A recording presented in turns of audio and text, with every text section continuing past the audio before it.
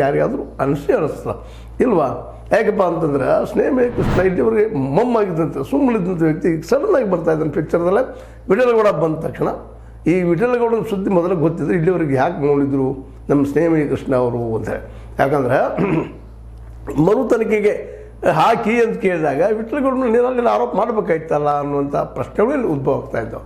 ಒಟ್ಟಿನಲ್ಲಿ ಏನೋ ಆಗಲಿ ಈ ಕೇಸು ಅಂದರೆ ಅದರಲ್ಲೂ ಮುಖ್ಯವಾಗಿ ಈ ಒಂದು ಧರ್ಮಸ್ಥಳ ನಡೀತಿರುವಂಥ ಎಲ್ಲ ಗದ್ದಲಗಳ ಕೇಸುಗಳು ದಿಶಾಬೂಲಾಗುವಂಥದ್ದು ಅಥವಾ ದಾರಿ ತಪ್ಪಿಸುವಂಥ ಕೆಲಸಗಳು ಆಗ್ತಾ ಇದ್ದಾವೆ ಅಂತೇಳಿ ಎಲ್ಲ ಡೆವಲಪ್ಮೆಂಟ್ಗಳಿಂದ ಯಾರಿಗಾದರೂ ಸ್ಪಷ್ಟ ಆಗೇ ಆಗ್ತದೆ. ಇದು ಓಪನ್ ಸೀಕ್ರೆಟ್ ಅನ್ನುವಂಗೆ ಅನ್ನಿಸ್ತಾ ಇದೆ. ಏನೋ ಆಗಲಿ ಈ ಸ್ನೇಹ ಕೃಷ್ಣ ಆರೋಪ ಮಾಡಿದ್ದರ ದಿಶೆಯಲ್ಲೇ ತನಿಖೆ ಆಗಲೇಬೇಕದು. ಯಾಕಪ್ಪ ಅಂತಂದರೆ ನಿಜ ಹೇಳ್ತಾ ಇದ್ದಾರಾ ಅದು ಸುಳ್ಳು ಹೇಳ್ತಾ ಇದ್ದಾರೆ ಅನ್ನುವಂಥದ್ದು.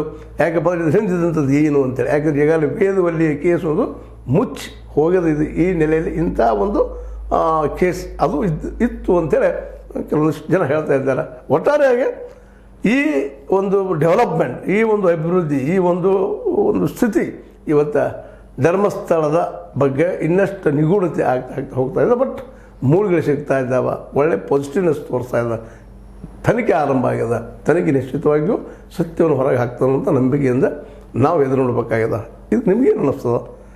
ಇದು ದಿಶಾಬಲು ಮಾಡುವಂಥದ್ದ ಅಥವಾ ನಿಜವಾಗಿ ಸತ್ಯ ಹೇಳ್ತಾ ಇರುವಂಥದ್ದು ನಮ್ಮ ಸ್ನೇಹ ಕೃಷ್ಣ?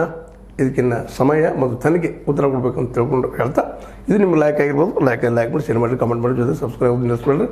H16 ನ್ಯೂಸ್ ಅರ್ಥಾತ್ ಸೀತಾರಾಮ್ ಇದು ಸತ್ಯದ ಕೈಗಿನಲ್ಲಿ ವಂದನೆಗಳು.